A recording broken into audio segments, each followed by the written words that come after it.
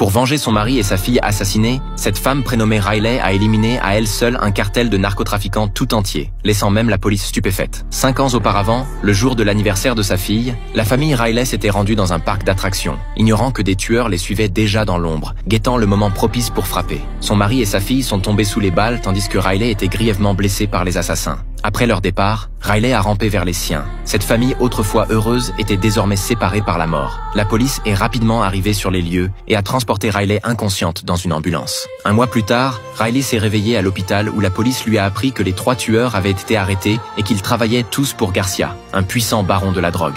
Riley était déconcerté. Comment de simples citoyens comme eux avaient-ils pu se retrouver mêlés à un cartel? En réalité, peu de temps auparavant, un ami du mari de Riley avait planifié le braquage du coffre-fort de Garcia et, manquant de main-d'œuvre, avait voulu recruter le mari de Riley comme chauffeur en lui promettant une grosse somme d'argent. Mais l'affaire avait rapidement été découverte. Cet ami fut capturé et éliminé par Garcia, et bien que le mari de Riley n'ait jamais accepté d'être le chauffeur, Garcia ne s'en souciait guère. Pour faire un exemple, il avait ordonné le massacre, n'épargnant même pas l'enfant. Après sa sortie de l'hôpital, Riley est rentrée dans sa maison vide et en voyant les jouets avec lesquels sa fille avait joué, elle n'a plus pu contenir son chagrin et s'est effondrée en larmes. C'est alors qu'un avocat s'est présenté chez elle, sortant de son sac 60 000 $ pour tenter de la soudoyer afin qu'elle retire sa plainte contre les 3 tueurs. Riley a explosé de rage et l'a sommé de quitter immédiatement sa maison. À ce moment, l'avocat a remarqué des médicaments psychotropes sur la table que Riley a rapidement récupérés avant de chasser l'avocat avec fureur. Le lendemain, l'avocat a contesté son identification des 3 criminels en invoquant son traumatisme crânien et sa prise de psychotropes. Riley a voulu répliquer, mais l'avocat ne lui a pas laissé l'opportunité de parler. Elle ne pouvait que regarder le juge avec impuissance, espérant qu'il rende justice. Mais ce qu'elle ignorait, c'est que le juge avait été acheté par le cartel